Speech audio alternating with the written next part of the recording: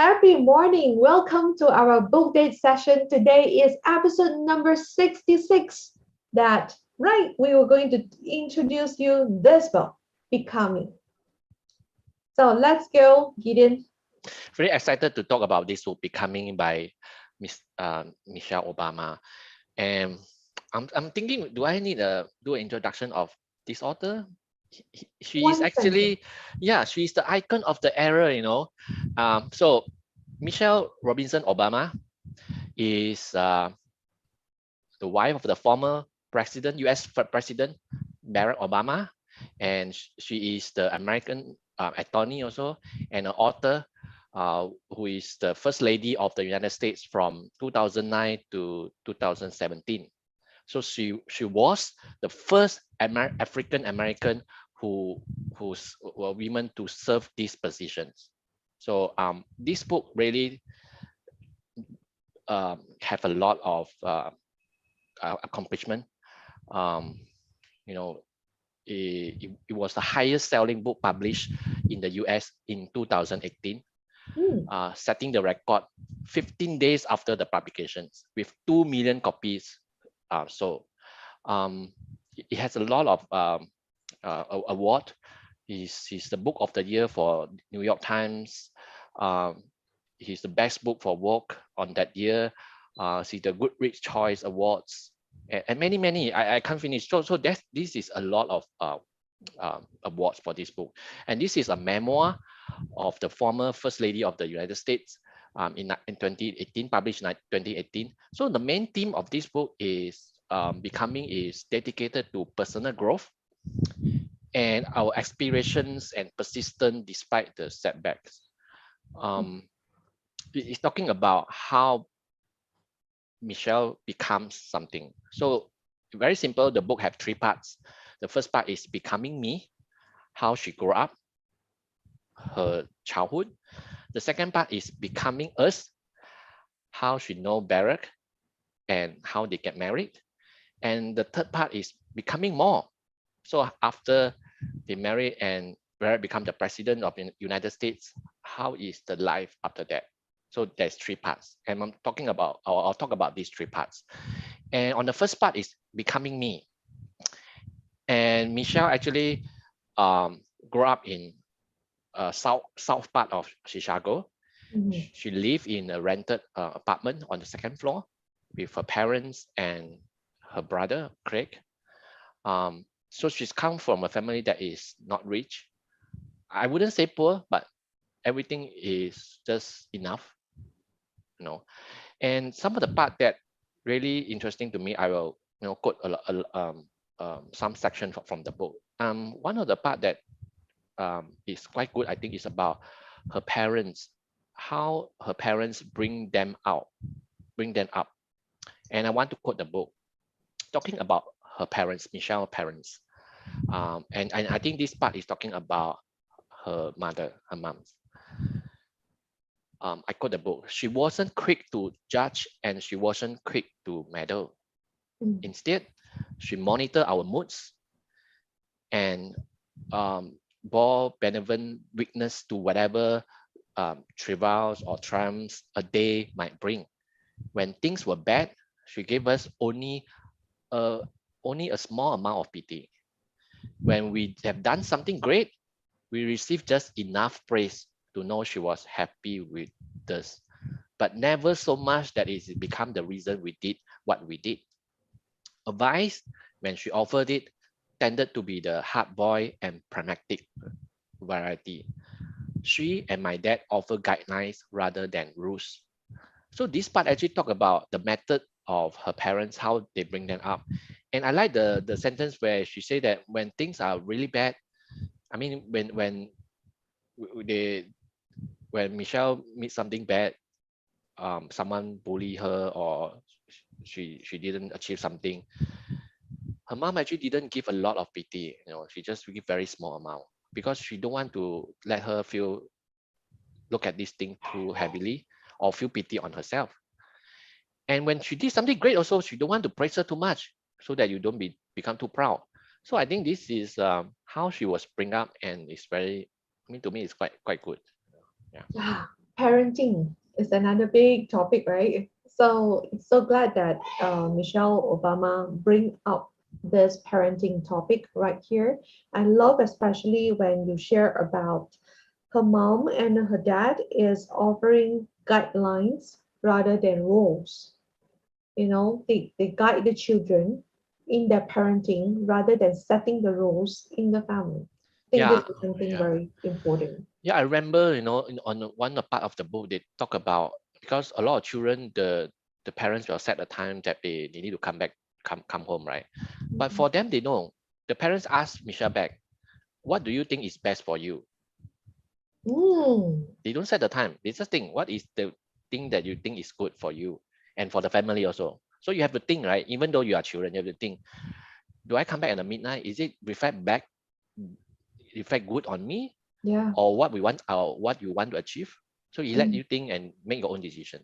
mm. Yeah, Good. That's a very good guidelines. yeah. Okay, next go. Another part is on the motivation. This book talk a lot about how Michelle doubt about herself. She always think about, am I good enough? Am I good enough? So this part is about motivation. I quote the book. What I've learned is this: all of them have have had doubters.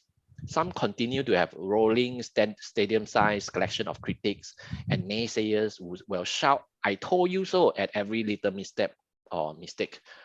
The noise doesn't go away, but the most successful people I know have figured out how to live with it, to lean on the people who believe in them and to push onward with their goal.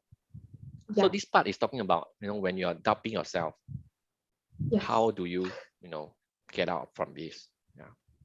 Every time, everywhere, right? Wherever we are, whether in what stage of your life you may experience the limiting beliefs, you have doubts to yourself, that is very important that how to motivate yourself to get off the intentionally catch yourself that you have the limiting belief that you can get out from it, not to go into the rabbit hole. That is one part of the on this topic about motivation. When you have self doubt, intentionally catch yourself and get out. I think this is one of the very big lesson that we can learn from this chapter. Yeah. Yeah. And I think all this self-doubt a lot have to do with the state of minority, because Hmm. Michelle is African American and they are considered minority in US. And I felt this a lot because even myself, I mean my races, we are not majority in the countries. And in my working place, I'm also the minority. I'm the 1% um, of Chinese in the department. So I felt this a lot. And I want to quote how she wrote beautifully on this, on how the difficulties that she's facing. But even today, with white students continuing outnumber students of color on college campus, the burden of assimilation is put largely on the shoulder of minority students. So Michelle is a minority in the college, Princeton College. In my experience, it is a lot to ask. This is doable, of course. Minority and underprivileged students rise to the challenge all the time, but it takes energy. It takes energy to be the only Black person in a lecture hall, or one of a few non-white people trying out for a play or joining a team. It requires effort and extra level of confidence to speak in those settings and own your presence in the room. In Princeton, so one of the scenario that she faced is in Princeton, her roommate's mother, which is white, actually complained to the university so that her daughter don't have to live with a black roommate. And eventually the black roommate did, sorry, the white roommate did move out. So you can see that even at this era, these things still happen, and it happened uh, in the country, Yeah, all over the place.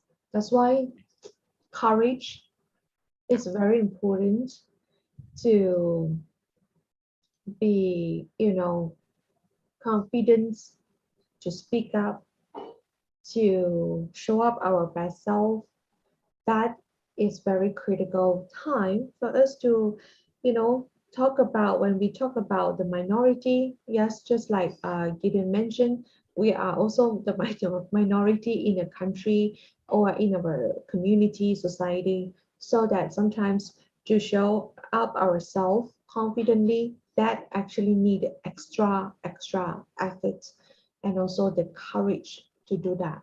So I can relate so much to what Michelle Obama is trying to share with us in this chapter. Yeah. Yeah. And the second part of the book is Becoming Us and how she know better. I mean, both of them are attorney or lawyer. Yep. One of the funny thing is actually Barrett is the mentee, uh, and Michelle is the mentor actually, and Barrett actually spent the summertime actually as an intern in the in the lawyer firm only, and how this is how they know themselves. And the funny part is talking about Michelle saying how we choose the other half, how she chose Barrett, why she chose Barrett, and I quote the book. So many of my friends judge potential mates from the outside in, focusing first on their looks and financial prospect. If it turned out that the person they have chosen wasn't good communicator or was uncomfortable with being vulnerable, they seem to think that time or marriage would fix the problem. But Barrett had arrived in my life wholly formed person. He's a wholly already formed person. From our first conversations, he showed me that he wasn't self-conscious about expressing fear or weakness, and that he valued being truthful. At work, I witnessed his humility and willingness to sacrifice his own needs and wants for a bigger purpose. So this book talk a lot about how the character of Barrett, Mm. Yep. that he's not afraid to be vulnerable, to show the weakness, what he's fearing.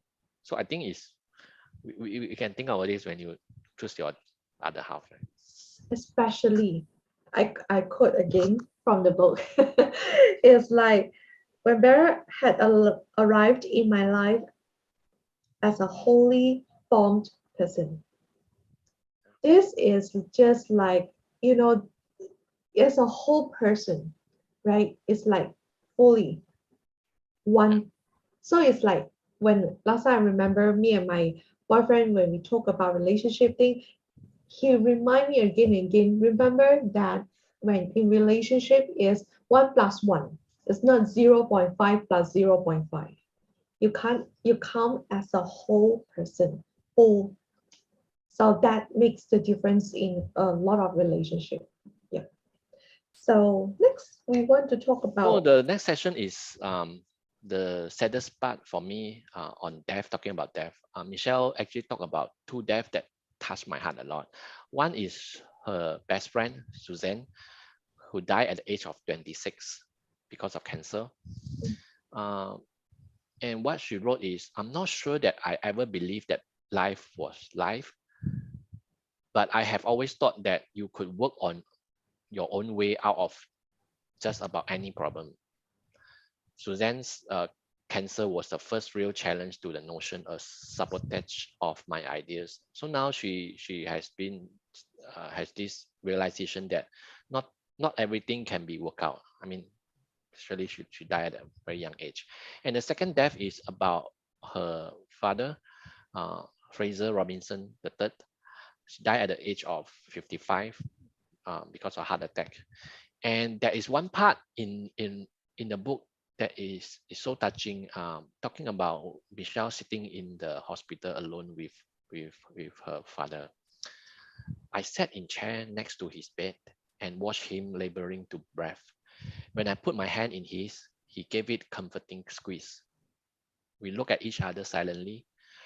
There was too much to say, and at the same time, it felt as if we have already said everything. What was left was only one truth. We were reaching the end. He would not recover. He was going to miss the whole rest of my life. I'm losing his steadiness, his comfort, his everyday joy. I felt tears spilling down my cheeks. So Michelle has been very close to his father, and he has actually influenced her a lot. So this part is really the sad part. Yeah. And the other, Yeah. yeah, Recently, I had this experience when I visited my teacher, my tuition teacher. She had end stage of liver cancer. So what she trying to explain here can relate so much to. That's life. yeah. Let's go for the So let's next. move to the part on politics. And Michelle actually has been struggled a lot because if you choose politics, sometimes you have to sacrifice a lot, especially on your family. And there's one part about family. There's one time that Barrett and Michelle, after they married, they have their first child, Malia, and they spend their holiday in Hawaii. And that time, you know, the Senate actually called Barrett back to Washington to vote on the gun control bill. And that time, Malia was having fever. So the choice for Barrett is you can leave your children, your child with the mother in Hawaii, and you flew back to Washington to vote, or you can be with your children and see whether they recover or not. So in the end, Barrett actually chose the family. He chose to stay. He lost the party. He lost the gun control bill, and later he lost the Senate because of this incident. Um, but actually, Barrett didn't blame a lot of people. What he say is that to the other party is we hear a lot of talk from politicians about the importance of family values. Hopefully, you will understand when your state senator tries to live up to those values as best as he can. I mean, what he implies is if you say that you are placing a lot of family value, I want to see that you practice this also, right? And Michelle actually struggled a lot before she allowed Barrett to campaign as the president. Actually, in the book, Michelle actually say that Barrett's decision to campaign for president is depend on her. She allowed or not. So in the book she quote, for better or worse, I've fallen in love with a man with vision who was optimistic without being naive, undaunted by conflict, and intrigued by how complicated the world was. He was strangely intimidated by how much work there was to be done. He was treading the thought of leaving me and the girls for long stretches, but he also kept reminding me how secure our love was. So in Mm. the end, it boiled down to this. I say yes. Michelle say yes for Barrett to join campaign. I say yes because I believe that Barrett could be a great president. He was self-assured in ways that few people are. He has the intellect and discipline to do the job, and the temperament to endure everything that would make it hard, and rare degree of empathy that would keep him tuned carefully to the country's need. Who was I stop him? Who was I to stop him? How Mm. could I put my own needs and even those of our girls in front of the possibility that Barrett could be the kind of president who help make life better for millions of people? So I think you can see that Michelle G struggled a lot to let his husband be the president. Yeah, because sometimes when it comes to this big responsibility, right, Yeah. there must be some sacrifice and also the balance in between the family and the work. So never been easy. Yeah, and the third part is becoming more. This is the part where after they become president and first lady, how is their life? Just want to funny part is about talking about White House. A lot of people think, ask what is it to live in the White House. So for Michelle, she said that is I sometimes say that it's a bit like imagine you live in a fancy hotel, right? The fancy hotel but this fancy hotel have no other guests in it, just you and your family. So in this huge place, the White House, it has 132 rooms, 35 bedroom, and 28 fireplace spread over 6 floors, and all of it have more history than any single tour agent can cover. It was frankly, it's very hard to imagine how you live in this museum. I think I was sometimes get call it lost museum. inside. God, it's like so. But the funny thing is, I think she talked about like even though they are the president and the first lady, they have to take care of their budget because I mean, she stated that although they can stay there rent free, but they had to pay for a lot of things. They have to pay for other life expenses. Um, they have itemized bill every month, even the toilet paper, and she also have to pay for every guest who came to stay overnight. So I think it's quite interesting that even the president, you have to take care of your own budget, right? Your item, right? So Yeah, I want to leave with how the last part she talked about what is becoming, right? For me, becoming isn't about arriving somewhere or achieving a certain aim. I see it as instead of a forward motion, right? mm, A mean of evolving, a way to reach continuously to a better self. The journey doesn't end. I become a mother, but I still have a lot to learn and to give to my children. I become a wife, but I continue to adapt and be humbled by what it means to true love and make a life with another person. I become a person of power, and yet there are moments when I still feel insecure or unheard. Um, so I think Joyce, you always talk about growth, right? I think becoming is something like growth. You keep growing, right? it's a process, right? Yeah. So when I see this title directly give me the idea is it's the process. The journey never ends. So that we would love to end this session with one of the sentence by Michelle Obama in this book is this. There is power in allowing yourself to be known and heard, in owning your unique story, in using your authentic voice. And there is grace in being willing to know and hear others. This, for me, is how we become. Love this sentence so much. Try to internalize a little bit how what is the meaning of this sentence and go and get this book to read out. Such a very fantastic book. Thank you so much, Gideon. We spent the past 20 minutes trying to get the best out of the book and trying to give all of us the best idea of that. Thank you so much. And let's meet up for the next session. I'm going to share one very fantastic book about leadership. Going to see you again